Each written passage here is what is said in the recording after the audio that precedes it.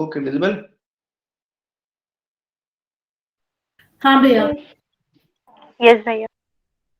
ठीक है, तो we'll be talking about the state which is described in the part 6 of the constitution. Part 6 of the constitution में हमने अभी इससे पहले हमने 5 पार्ट पहले पढ़ लिए, ठीक है। इससे आगे जो हम आज की क्लास में पढ़ेंगे उसके बाद का जो भी कुछ है वो मिसलेनियस का पार्ट होगा, और अगर इम्पोर्टेंट होगा तो थोड़ा बहुत मैं आगे की कुछ भी 1-2 क्लास में बता दूंगा, ठीक है। बाकी मेजर कॉन्स्टिट्यूशन जो है वो आज खत्म हो जाएगा, जो कि बेयर एक्ट वाला कॉन्स्टिट्यूशन था वो आज के आज पूरा आर्टिकल्स वाला खत्म हो जाएगा। तो effectively today is the last class of constitution, ठीक है।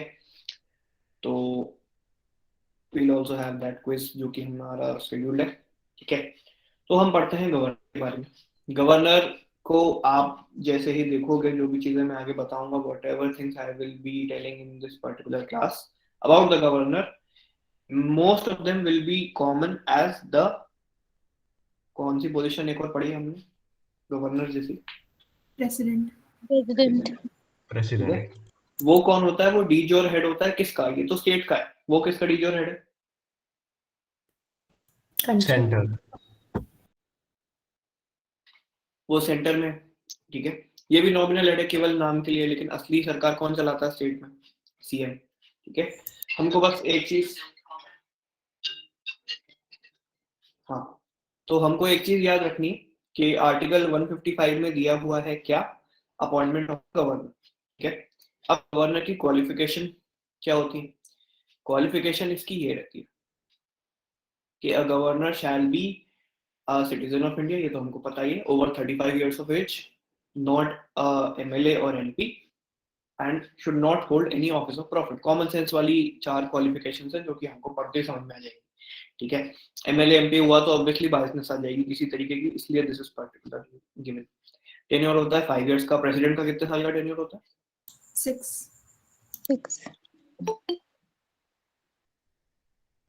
6 के 5 6 होता है।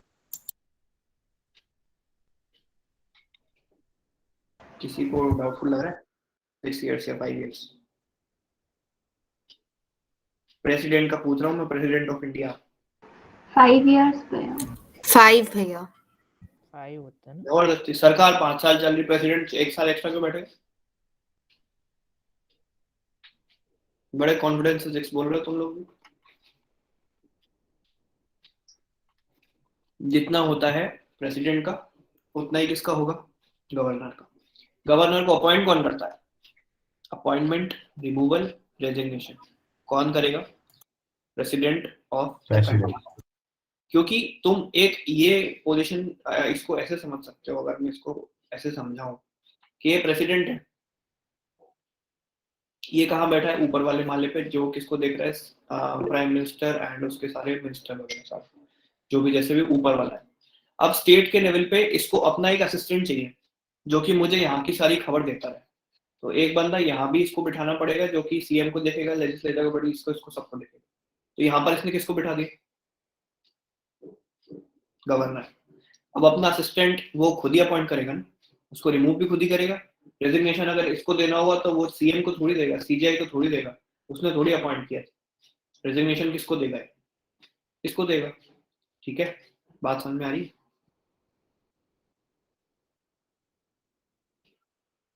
हाँ भैया। थोड़ा हाँ या ना बोल दिया करो। हाँ भैया। हाँ भैया। हाँ भैया। ठीक है, तो इसकी ओथ कौन दिलाता है? Chief justice of the high court, जो भी एक्स-वाई-जेड हाई कोर्ट उस पर्टिकुलर स्टेट का है, ठीक है। एक तो हो गई ये बात। अब हम चलते हैं नीचे कि गवर्नर की पावर्स क्या क्या होती है। गवर्नर की पावर 3-4 तरीके की होती है। पहली होती है अपॉइंटमेंट पावर्स, के वो सीएम को अपॉइंट करेगा, उसकी पूरी काउंसिल को अपॉइंट करेगा। एक चीज, वो अपॉइंट करेगा एडवोकेट जनरल को। एडवोकेट जनरल कौन होता है आगे पढ़ेंगे। वो एडवाइस करेगा प्रेसिडेंट को when appointing the high court जजेस, ठीक है। प्रेसिडेंट को अगर एडवाइस लेनी होगी कि हाई कोर्ट में जज किसको बनाना है, वो कौन एडवाइस करेगा? वो गवर्नर करेगा, ठीक है। अब जैसे सुप्रीम कोर्ट के जजेस के लिए किसकी नजरों में आपको एमिनेंट पर्सनालिटी होना पड़ता है? प्रेसिडेंट। लास्ट क्लास में हमने पढ़ा था, ठीक है। नाउ अब बात करते हैं लेजिस्लेटिव पावर्स की। लेजिस्लेटिव पावर्स क्या क्या होती हैं गवर्नर की? लेजिस्लेटिव पावर्स जो होती हैं गवर्नर की, उसमें क्या होता है कि वो दोनों हाउसेस को बुला सकता है, legislative assembly as well as the council, ठीक है। दोनों हाउसेस को बुला सकता है, उनको प्रोरोग कर सकता है, उनको डिसॉल्व कर सकता है। ये चीज हमने प्रेसिडेंट के उधर भी देखी थी, सेम था। दोनों को बुला सकता है, प्रोरोग कर सकता है, डिसॉल्व कर सकता है, ठीक है। तो डिसॉल्व में ये कैसे हो रहेगा? फिर उसके बाद कोई भी बिल जो है, अगर वो स्टेट लेजिस्लेचर में पास हो चुका है, तो जब तक उस पे गवर्नर की मोहर नहीं लगती, उसकी सील नहीं लगती, जब तक वो अप्रूवल नहीं देता, वो बिल पास नहीं माना जाएगा। Same happens in the case of Lok Sabha Rajya Sabha. हाँ देखा था हमने। अब हमने ये भी देखा था, जब कोई सेशन में नहीं हो पार्लियामेंट इंडिया वाली बड़ी वाली, तो ऑर्डिनेंस पास होता है, ठीक है। गवर्नर भी ऑर्डिनेंस पास कर सकता है। उसका आर्टिकल क्या था? 1 2 3 123। डिजिट तुमको सेम दिख रहे हैं? हाँ भैया। इसमें 1 2 3 है, लेकिन इधर उधर घुमा के है, तो 2 1 3 है, ठीक है। ऐसे ही हमने कल की क्लास में एक और इंटरचेंजेबल डिजिट्स पढ़े थे, बताओ किस चीज के थे वो? सुप्रीम कोर्ट और हाई कोर्ट के। क्या सुप्रीम कोर्ट? 124 सुप्रीम आर्टिकल और फिर 214 आर्टिकल। 214। ठीक है।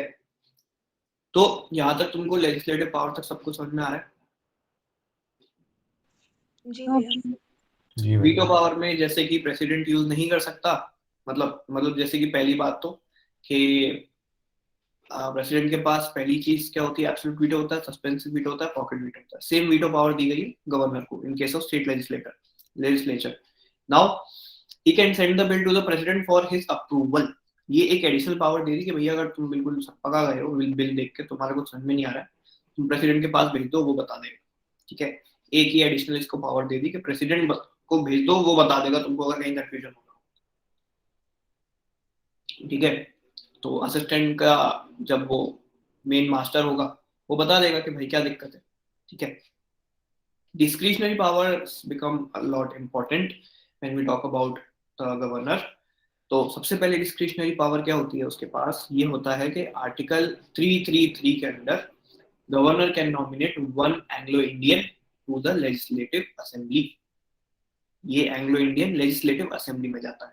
ये नॉमिनेशन वाली चीज है। एक चीज अगेन हमने देखा था कि अगर कोई पार्टी पीएम नहीं चूज कर पाती, तो उसमें बीच में कौन आके बोलता है अपनी चॉइस का? प्राइम मिनिस्टर कौन बनाता है? प्रेसिडेंट। अब अगर कोई पार्टी सीएम चूज नहीं कर पा रही, तो बीच में आके कौन बताएगा? गवर्नर, ठीक है। Again go same as the president की पोजीशन। नाउ हम चलते हैं कि अगर स्टेट इमरजेंसी लगती है, उस स्टेट का गवर्नर बन जाता है डी फैक्टो हेड। कौन बन गया राजा? गवर्नर। क्योंकि वो स्टेट किसके अंदर आ जाता है? Presidential rule. तो प्रेसिडेंट खुद तो जाके बैठेगा नहीं स्टेट में कि यार ठीक है अब तेलंगाना मेरे अंडर है या मिजोरम मेरे अंडर है, मैं खुद जाके देखूंगा कि क्या क्या चल रहा है। अरे तो उसकी जगह किसको हेड बना दिया उसने? उसके असिस्टेंट को बोलेगा ना कि भाई अब देख कोई पार्टी तो है नहीं, तू ध्यान रख लेना मेरे तरफ से। इसीलिए इन case of state emergencies the governor becomes the de facto head.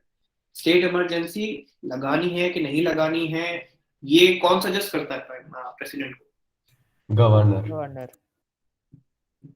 तो आग लग रही है, लगानी है, ये भी गवर्नर के हाथ में होता है,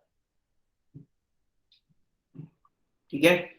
अब उनको थोड़ा आज समझ में आया, यूजलेस पोजीशन तो नहीं है बेचारे की, थोड़ा तो यूजफुल है, लग रहा है। हाँ भैया। हाँ भैया। ऐसे ही नहीं राजभवन दे देते हैं उठा के। भोपाल में तो पता नहीं कितना बड़ा एरिया दे दिया राजभवन का, तो फैला हुआ है 1 आध किलोमीटर के अंदर बाहर, इतना बड़ा गवर्नर हाउस है, ठीक है। जो लोग कैपिटल में रहते हैं अपने अपने, तुम लोगों ने गवर्नर हाउस देखा होगा कितना बड़ा होता है, देखा है किसी ने? हाँ भैया। तो हम लोग का गवर्नर जो हाउस जू है इज उसका जमीन पहले गवर्नर हाउस में था, फिर वो डोनेट किया गवर्नर ने। डोनेट किया, क्या हुआ मतलब जू उसमें एक्सपैंड कर गया। तो अब क्या जू का जो एरिया है, मतलब वो जू हम लोग का बहुत बड़ा है, संजय गांधी बायोलॉजिकल पार्क। हाँ। वो बहुत बड़ा है, पहले छोटा ही था, वो गवर्नर हाउस का जमीन मिला पीछे का बैकयार्ड तो जू बड़ा हो गया। गवर्नर हाउस बहुत यूजलेस चीज है, अंदर जबरदस्ती की जमीन दे रखी, सेम एज राष्ट्रपति भवन, रहना उनको दो कमरों में। Okay, now coming to the council of ministers, जो कि स्टेट के लेवल पे होते हैं। इसका अपॉइंटमेंट होता है आर्टिकल 163 में, जिसमें होता है इनका अपॉइंटमेंट, ठीक है। और अपने आप ही चल रहा है।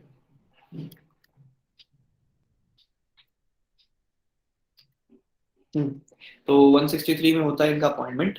ये 3 तरीके के होते हैं अगेन, जैसे कि हमने सेंटर के लेवल पे देखे थे, cabinet minister, minister of state और minister of state with independent charge.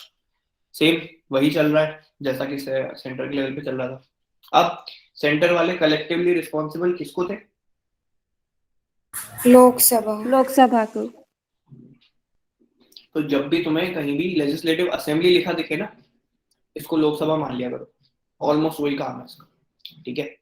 तो कलेक्टिवली रिस्पॉन्सिबल किसको होते हैं? वो लेजिस्लेटिव असेंबली को। अब इंडिविजुअली रिस्पॉन्सिबल वहां पर कौन था, किसको था? प्रेसिडेंट को। अगेन प्रेसिडेंट का छोटा मिनी वर्जन कौन होता है स्टेट में? गवर्नर। ठीक है। इनका सबका, सारे काउंसिल का सारा काम कौन करता है? सारा काम मतलब appointment, removal, oath, resignation governor देता है, ठीक है। बात समझ में आ गई? नाउ हमने वहां पर भी देखा था कि मैक्सिमम स्ट्रेंथ आप 15% लेके जा सकते हो total strength of the Lok Sabha की। यहाँ पर भी लेजिस्लेटिव असेंबली में तो सेम ही अमेंडमेंट तो दोनों जगह आया, 15%। अमेंडमेंट एक ही था, लेकिन यहाँ पर एक क्लॉज है कि आप 12 लोग तो रखने पड़ेंगे आपको मिनिमम अपने इसमें, ठीक है। तो ये चीज हो गई। दिस इज अगेन सेम चीज हो गई वापस, ये जैसे पहले उसमें पढ़ा हुआ था, ऑलमोस्ट सेम। चीफ मिनिस्टर की बात कर लेते हैं। चीफ मिनिस्टर का क्या काम होता है? आर्टिकल 164 में दिया हुआ है कॉन्स्टिट्यूशन के कि आपको चीफ मिनिस्टर अपॉइंट करना है अपने स्टेट में। इसका अपॉइंटमेंट, रिमूवल, रेजिग्नेशन, ओथ कौन करेगा? गवर्नर अगेन, ठीक है। ये हो गया। फिर ये जो 164 है उसमें केवल अपॉइंटमेंट दिया है, ये 3 चीजें नहीं दी, ठीक। इन case of any death, resignation of the CM, उसकी जो काउंसिल है वो ऑटोमेटिक डिसॉल्व हो जाती है। ये नहीं राजा जी चले गए बाद के मिनिस्टर अब हम खेलेंगे, ऐसा नहीं है। तो जो चीफ मिनिस्टर है, जिसकी वो टीम है, कैप्टन आउट टीम आउट, ऐसा ही होता है, ठीक है। यहाँ तक किसी को कोई दिक्कत? नो भैया। अब हम चलते हैं जरा लेजिस्लेटिव असेंबलीज क्या होती हैं। Basically Lok Sabha in the state के लेवल पे पढ़ते हैं। तो लोकसभा है 29 स्टेट्स में, लोकसभा नहीं, विधानसभा, इसका नाम है विधानसभा, तुमने सुना होगा। विधानसभा 29 स्टेट्स में है एंड 2 यूनियन टेरिटरीज है। 2 यूनियन टेरिटरीज कौन सी? दिल्ली एंड पुडुचेरी। दिल्ली एंड पुडुचेरी, ठीक है। इसको बोलते हैं lower house of the state legislature, ठीक है। विधानसभा का नाम सबने कहीं ना कहीं सुना होगा। अगर आप अगेन कैपिटल में रहते हो तो आपने विधानसभा देखी भी होगी, अगर आपने अपने स्टेट के कैपिटल में रहते हो तो। Again I have seen Vidhan Sabha also and ये सारा, ठीक है। तो ये काफी वीआईपी एरियाज होते हैं सिटी के, जो भी होते हैं ये सारे। विधानसभा वाला एरिया जो लोग भोपाल से हमने देखा होगा कितना वीआईपी एरिया है, वो ऊपर काफी पहाड़ पे बना रखा है उन्होंने, ठीक है। तो ये सारा विधानसभा आपने देखी हो ना देखी हो, लेकिन काफी वीआईपी एरियाज होते हैं सारे। तो हर स्टेट में विधानसभा तो होती ही है, लेकिन हर स्टेट में लेजिस्लेटिव काउंसिल नहीं होती। केवल 7 स्टेट में है वो। आगे बढ़ते हैं, ठीक है। Members are directly elected on the basis of universal franchise. हम सीधे सीधे अपने, आपको मम्मी पापा, अगर आपने खुद वोट दिया है तो आपने भी दिया है, और नहीं तो आपने सुना ही होगा कि विधानसभा के चुनाव होने वाले हैं, ठीक है। जब भी जैसे भी होते होंगे तब होने वाले हैं, ये सुनाओ। तो वो डायरेक्ट इलेक्शन होती है कि आप सीधे वहां पर कौन बैठेगा जाके आप उसको इलेक्ट करते हो, you elect that particular person. अब इसकी क्वालिफिकेशन क्या होती है कि ओवर 25 इयर्स ऑफ एज होनी चाहिए, सिटीजन तो है। बिगेस्ट लेजिस्लेटिव असेंबली आपको पता है, जिस स्टेट की पॉपुलेशन सबसे ज्यादा होगी उस स्टेट में से लेजिस्लेटिव असेंबली भी आपको ज्यादा देखने मिलेगी, ठीक है। और स्मॉलेस्ट कौन सी है? स्मॉलेस्ट है पुडुचेरी। एक अपडेट थी कल, मैंने सिक्किम बताया था, लेकिन हाँ जब थोड़ा रिवैम्प करके देखा उसको, according to the latest Sikkim में सीट्स बढ़ा दी गई हैं, तो अब उसके बाद बचता है Puducherry smallest.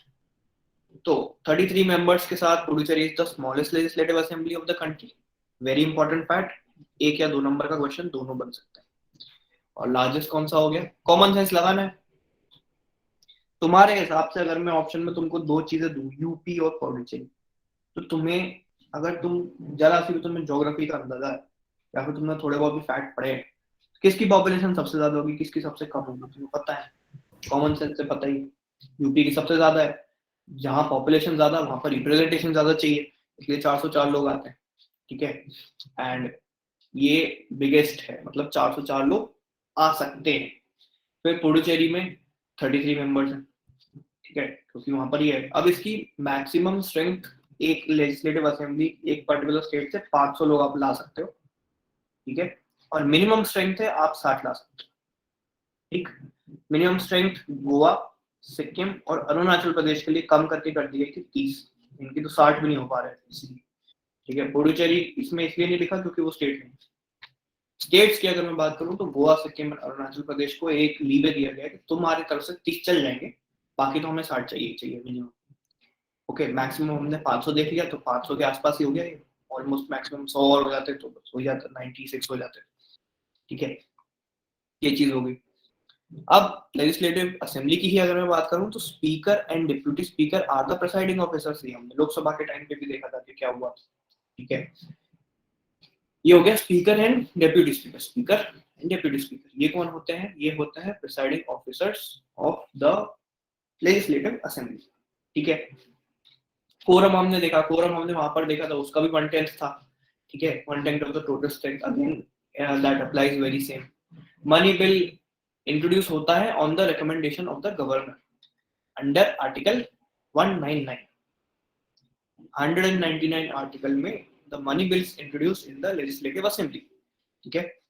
and legislative council has 14 days to pass the bill. Did we see the same situation in terms of Lok Sabha and Rajya Sabha? Yes.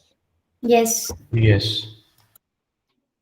वो मेरे आसपास से भूलना वालों की आवाज तो नहीं आ रही? नहीं भैया। नहीं भैया। ठीक है, शादी का मौसम चल रहा है, ठीक है, मेरी नहीं, आस पड़ोस, ठीक। हाँ, तो हम चलते हैं लेजिस्लेटिव काउंसिल की तरफ। 14 days to pass the bill, हमने ये राज्यसभा में भी देखा था।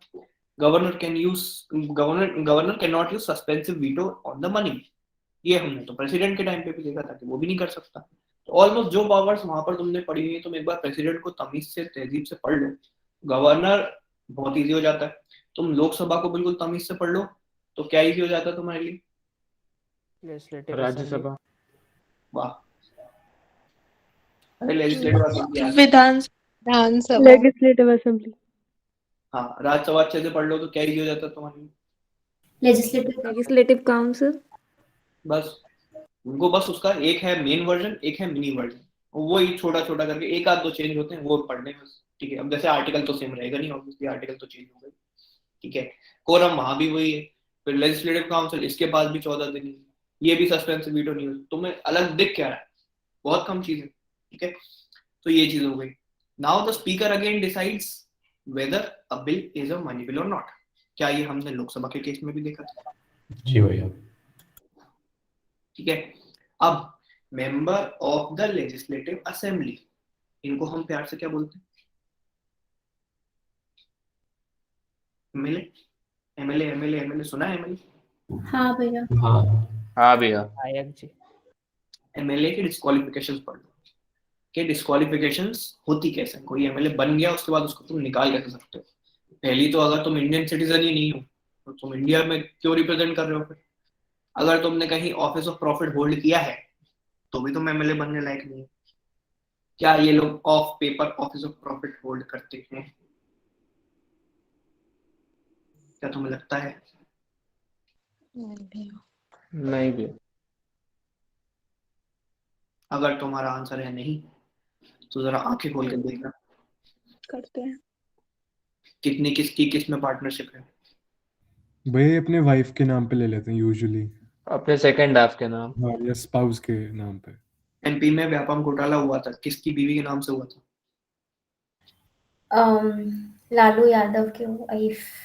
हाँ, एमपी में है ना लालू यादव। एमपी में थोड़ी है वो। ही मैं वो तो नहीं, वो बिहार में है लालू यादव। अरे वाह। काफी गलत कंसेप्ट। लालू यादव का स्टेट नहीं पता है।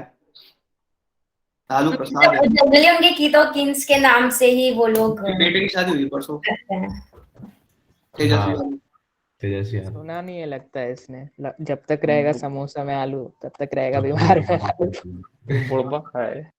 सारा घोटाला भी नहीं पता होगा इनको तो। ठीक है, तो हाँ, पहले हम कर लेते हैं कि ऑफिस ऑफ प्रॉफिट जो है वो एमएलएस डेफिनेटली होल्ड करते हैं, बट वो ऑन पेपर नहीं आने देते उस चीज को, इसलिए वो बच जाते हैं। ठीक है, नाउ अनडिस्चार्ज इंसॉल्वेंट। अगर आप ये हो, अगर आप दिवालिया हो गए हो और आप अनडिस्चार्ज हो, ठीक है, मतलब आपको डिस्चार्ज नहीं किया गया, आपके ऊपर कोई वो चल रही है केस या फिर कोई एलिगेशन, और आप दिवालिया हो, ठीक है, तो आपको पहले वो सारा पूरा करना पड़ेगा, अपना जितना भी डेट है वो रीपे करना पड़ेगा। उसके बाद आप जब सॉल्वेंट घोषित हो जाओगे और डिस्चार्ज हो जाओगे तब जाके आप वापस क्वालिफाई करते हैं। तो ये चीज हो गई। अनसाउंड माइंड मतलब पागल नहीं होना चाहिए। बहुत लोग हैं, मतलब दिखते नहीं है लेकिन कुछ कुछ तो हैं एमएलए ऐसे, लेकिन हाँ ऑन पेपर नहीं। Anti defection law, this is a very important thing, which means when any elected member leaves the party to join another party, मतलब तुम लोगों ने पढ़ा तो होगा कहीं ना कहीं एंटी डिफेक्शन। Nonsense. हाँ भैया पढ़ा है।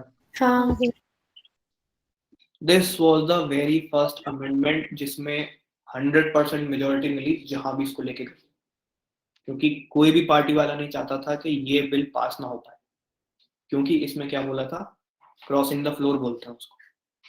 दैट इज बीजेपी जीत गई, मान लो ये कांग्रेस जीत गई, लेकिन उसके इलेक्ट करने के बाद, जीतने के बाद वो बंदा जो जीता था उसने पार्टी बदल ली, वो जाके किस में मिल गया, बीजेपी में।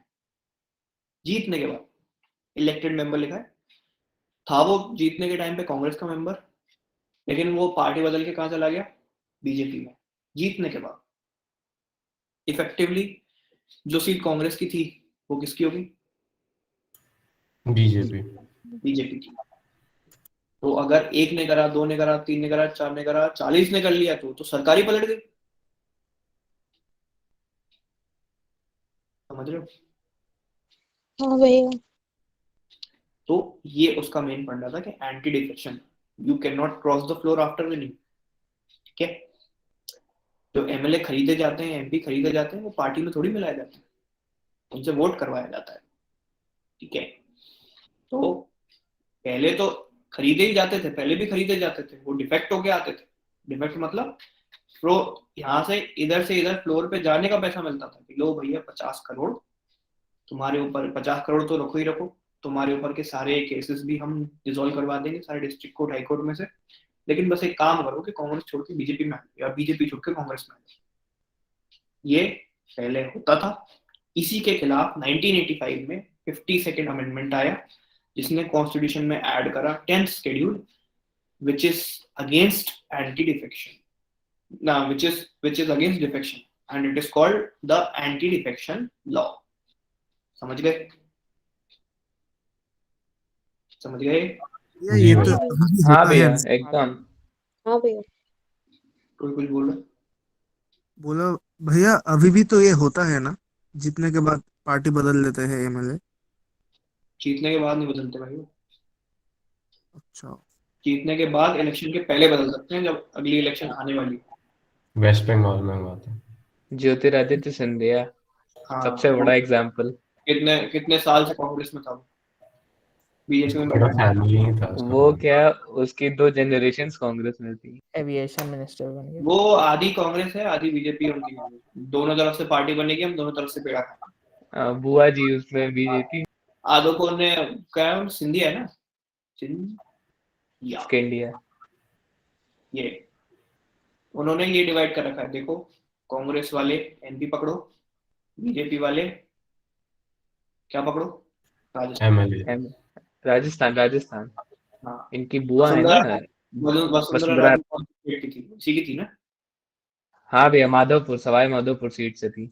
हाँ, तो दोनों अलग अलग पार्टी भी पकड़ी हुई है, अलग अलग स्टेट भी पकड़े हुए हैं, कहीं ना कहीं कैसे ना कैसे तो फायदा मिलेगा ही ना। अभी भी देख लो तुम, Vasundhara Raje out of party हो गई, लेकिन क्योंकि वो बीजेपी में आ गया, कौन था वो, क्या नाम है उसका? ज्योतिरादित्य सिंधिया। ज्योतिरादित्य, क्योंकि वो बीजेपी में आ गया और बीजेपी एमपी में है, तो अभी भी पावर में हो, पावर उनकी अभी भी है। एक जगह से बाहर हुए, दूसरी जगह से गेम पकड़ लिया। तो बिल्कुल मतलब जैसे रणवीर कपूर को एक्टिंग सिखाने की जरूरत नहीं पड़ती, ऐसे उनके घर में पॉलिटिक्स सिखाने की जरूरत नहीं पड़ती। ठीक है, तो अब हम चलते हैं लेजिस्लेटिव काउंसिल की तरफ। लेजिस्लेटिव काउंसिल मतलब mini Rajya Sabha of the state. ठीक है, समझ गए? इसको क्या बोलते हैं? इसको बोलते हैं विधान परिषद। ये होता है upper house of the state legislature. ठीक, अब ये केवल 7 स्टेट्स में है, उन 7 स्टेट को याद करने का तरीका भी मैंने लिख दिया है। Only 7 states in the country which is कुमजट, KUMBJAT। K से हो गया कर्नाटका, U से हो गया यूपी, M से हो गया महाराष्ट्र, B से बिहार, K मतलब जम्मू एंड कश्मीर। बिहार के बाद B से J में झारखंड मत डाल देना, झारखंड बन गया जम्मू एंड कश्मीर। ठीक है, A से आंध्र प्रदेश अगर तुमको आ गया तो उसको आधा काट के क्या बना था? तेलंगाना। ठीक है, तो ये लास्ट के दो तो इजी हैं। B से एक ही स्टेट है शायद, है ना? B से और कोई स्टेट है नहीं, बिहार ही। हाँ भैया। B से बिहार है तो B भी याद हो जाएगा। M से तुमको याद रखना है कि क्योंकि बड़ा स्टेट कौन सा है, सबसे बड़ा स्टेट M से, तो महाराष्ट्र सबसे बड़ा है M से। ठीक है, यूपी तो क्योंकि पॉपुलेशन में है बड़ा, इसलिए उसको चाहिए था। कर्नाटका भी बड़ा स्टेट है, इसलिए उसको चाहिए था। एंड बिहार वालों को तो सभी चाहिए। फिर उसके बाद जम्मू एंड कश्मीर तो अपना अलग कंट्री चाहते हैं, तो उनको तो दोनों चीजें चाहिए। एंड A एंड T, तो जो A करेगा वो T तो करेगा। ठीक है, ऐसा तुम याद रख सकते हो। हाँ भैया। हाँ भैया, ANT तो मेले में बिछड़े तो भाई है। जब अपने मन से बिछड़े भाई, वो लड़के, हमें बिछड़ना है भाई, हमको बिछाओ, कैसे करें वो? ठीक है, तो मेंबर्स जो होते हैं लेजिस्लेटिव काउंसिल के, they are elected indirectly. This was again the case with Rajya Sabha, है ना? फिर कुछ मेंबर्स जो होते हैं वो अलग फील्ड सेलेक्ट होते हैं, which is from art, literature, science, social service etcetera. Cooperative movement में तुमने कोई पार्ट लिया हो, तुमने हमारे स्टेट के लिए कुछ बहुत, तुम नर्मदा बचाओ आंदोलन में, जैसे तुम मेरा पाटकर को जानते हो, सब जानते हो? हाँ भैया। वो सरदार सरोवर डैम के लिए उन्होंने प्रोटेस्ट करा था। उनको कितनी बार ऑफर आया तुम नॉमिनेट हो जाओ MP से, नहीं गई। लेकिन was she eligible? Obviously. Kailash Satyarthi को ऑफर आते हैं, कैलाश सत्यार्थी क्यों नहीं है पार्लियामेंट में? क्योंकि उनको नहीं घुसना राजनीति में। But are they eligible? Obviously. तुमको क्या लगता है आर्ट, लिटरेचर, तुम जया बच्चन कैसे गई, हेमा मालिनी क्यों है? मैं राज्यसभा की बात कर रहा हूँ, इसलिए तो है। नेतागिरी में उनको क्यों घुसाया गया? क्योंकि वो इक्वली फील्ड से आते हैं सब सारे। ठीक है, और राज्यसभा में तो स्पोर्ट्स भी है, तो सचिन तेंदुलकर भी था, देखा होगा तुम लोगों ने। यस। हाँ भैया। तो साल में केवल 2 दिन जाता था, कोई मतलब का नहीं था। ठीक है, अब क्वालिफिकेशंस क्या होती हैं? You should be over 30 years of age, 30 साल से ऊपर होना चाहिए। 6 साल का टेन्योर है, 1/3 member retire after every 2 years। तो हमने पिछली क्लास में रट लिया था। ठीक है, हमने राज्यसभा के लिए रट लिया था, तो इसमें तो लग ही जाएगा आसानी से। ठीक है, ये एक एडवाइजरी बॉडी होती है, केवल और केवल एडवाइजरी बॉडी होती है, जो कि किसी बिल को मैक्सिमम 3 month के पीरियड तक रिटेन कर सकती है, होल्ड कर सकती है, लेकिन उसके बाद उसको पास करना पड़ेगा। क्योंकि ये केवल एक एडवाइजरी बॉडी है, इसीलिए 7 स्टेट्स में है। क्यों बाकी स्टेट्स बेवकूफ है कि हमें विधान परिषद नहीं चाहिए? क्यों नहीं चाहिए? क्योंकि हमें एडवाइस नहीं चाहिए किसी, सिंपल, उन्होंने ये बोला। और बाकी जो स्टेट्स हैं, अगर तुम इन स्टेट्स के नाम देखो, क्या तुमको इन सारे स्टेट्स में मेजोरिटी ऐसे स्टेट्स दिख रहे हैं जिनका साइज बहुत बड़ा है? हाँ भैया। लग रहा है ना तुम? कर्नाटका कितना बड़ा स्टेट है, यूपी कितना बड़ा है, महाराष्ट्र कितना बड़ा है, जम्मू कश्मीर कितना बड़ा है, आंध्र प्रदेश, तेलंगाना, दोनों को मिला दो तो दोनों कितने बड़े हैं, है ना? समझ रहे हो? हाँ, भैया डाउट है, जम्मू एंड कश्मीर में अभी भी विधान परिषद है? हाँ, अभी भी भले ही उसको वो बना दी गई हो, लेकिन उसका वो सेपरेशन अभी नहीं हुआ। ठीक है, जी भैया। तो आधी चीजें तो उनकी वैसे ही नहीं चलती। जब उनका सेशन होता है, पत्थरबाजी हो जाती है वो बंद तो वो वैसे ही कुछ नहीं करते। ठीक है, तो अब हम पढ़ते हैं एडवोकेट जनरल के बारे में, which is our last topic in the entire constitution of India. ठीक है, एडवोकेट जनरल कौन होता है? स्टेट का लो है। स्टेट का attorney attorney general. Centre highest law officer of the country कौन था? Attorney general. अटॉर्नी जनरल उसका mini version advocate. Advocate general. Article 165 में अपॉइंट होता है highest law officer of the state. State ठीक है, इसका अपॉइंटमेंट, रिमूवल, रेजिग्नेशन, ओथ सब कौन करेगा? गवर्नर उधर कौन करता था? President president. ठीक है, अब he should be qualified to be appointed as. अब बताओ, उधर वो अगर highest law officer of the country था तो वो किसके बराबर होना चाहिए था? सुप्रीम सुप्रीम कोर्ट का जज। और अगर ये स्टेट में है तो किसके बराबर होना चाहिए? हाई कोर्ट का जज। High court. हाई कोर्ट जज। ठीक है, ये हो गया। उसके बाद अब क्या वो प्रोसीडिंग्स में पार्ट ले सकता था देश में किसी भी कोर्ट में जाके? यस हाँ भैया। यस भैया। अगर ये स्टेट लेवल पे है तो ये किस में जा सकता है? स्टेट के हाई कोर्ट्स कोर्ट्स में। में। स्टेट के किसी भी कोर्ट में। सारे कोर्ट में जा सकता है, उसका है राइट टू ऑडियंस। ठीक है, और क्या अटॉर्नी जनरल पार्लियामेंट में जाके पार्टिसिपेट कर सकता था प्रोसीडिंग्स में? हाँ भैया। यस भैया। हाँ भैया, बट वोट नहीं कर सकता। ये भी स्टेट लेजिस्लेचर में जा सकता है लेकिन वोट नहीं कर सकता। ये भी सारे कोर्ट्स में जा सकता है लेकिन अपने स्टेट के अंदर ही, मतलब कि भैया तुम टेरिटरी में रहो, उसके बाहर मत घूमो। तुम होगे advocate general Orissa high court के, तुम पहुंच जाओ तमिलनाडु की हियरिंग सुनने, ऐसा नहीं, अपने स्टेट में रहो, वहां के होगे तुम। ठीक है, now holds office during the pleasure of the governor. Governor चाहे आज की तारीख में उसको ऑफिस से लात मार के बाहर निकाल दे। ठीक है, जब तक गवर्नर चाहेगा तब तक एडवोकेट जनरल की पोजीशन रहेगी उस पर्टिकुलर बंदे के पास। जब वो चाहेगा तब बनाएगा, जब वो चाहेगा तब हटाएगा। ठीक है, that is it for the entire constitutional law.